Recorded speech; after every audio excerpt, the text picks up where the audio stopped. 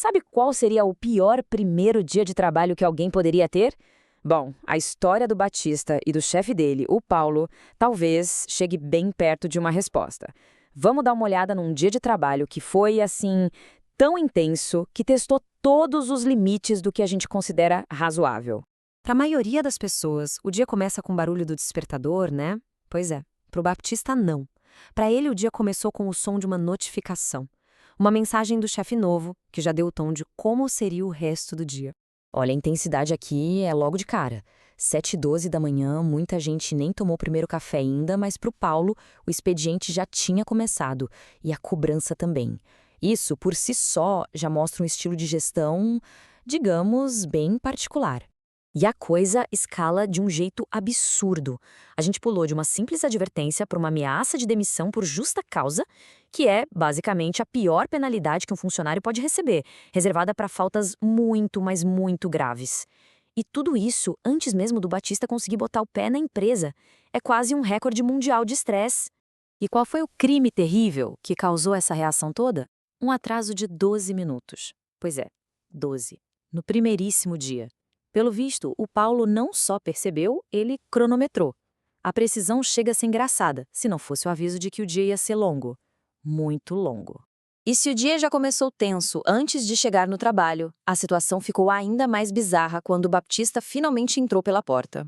Tentem imaginar a cena. O Baptista chega, talvez pronto para pedir desculpas, e a primeira coisa que ele recebe não é um bom dia, é um papel, um documento oficial, uma advertência formal.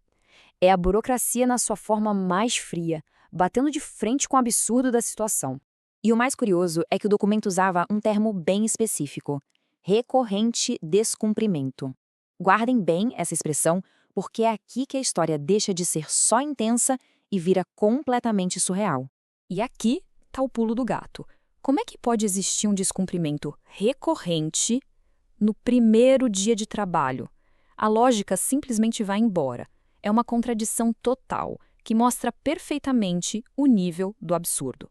A conversa que veio depois desafiou qualquer lógica trabalhista.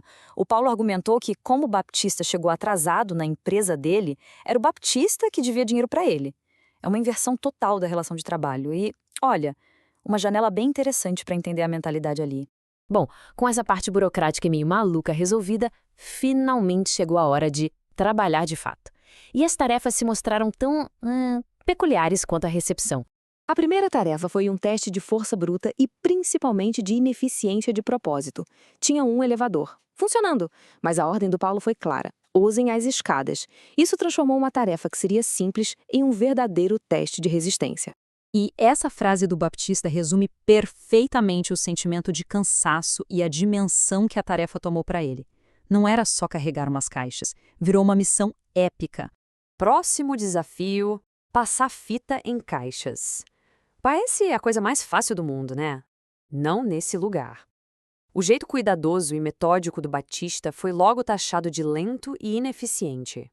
E esse foi o feedback. Direto, sem filtro. Não foi uma sugestão, foi uma constatação de que o método dele estava errado e que ele precisava ser ensinado a trabalhar do jeito certo, o jeito do Paulo. Depois do teste de força e da microgestão na arte de passar fita, o dia ainda aguardava um último grande desafio. Uma missão que levaria o Batista para fora da loja, para as ruas da cidade. 80 minutos, esse foi o tempo total estimado, de ida e volta, que o Batista teria que caminhar para fazer uma única entrega. É mais de 1 hora de maratona urbana, ainda por cima carregando peso. E como esse mapinha da jornada mostra, o desafio não foi só físico, foi mental também. Olha só o ponto do meio, crise existencial. É aquele momento, sabe, numa tarefa muito difícil, que a gente começa a questionar tudo.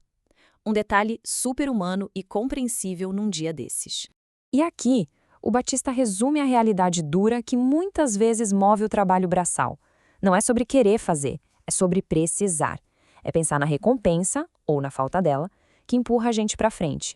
Então, no final das contas, vamos só recapitular esse primeiro dia.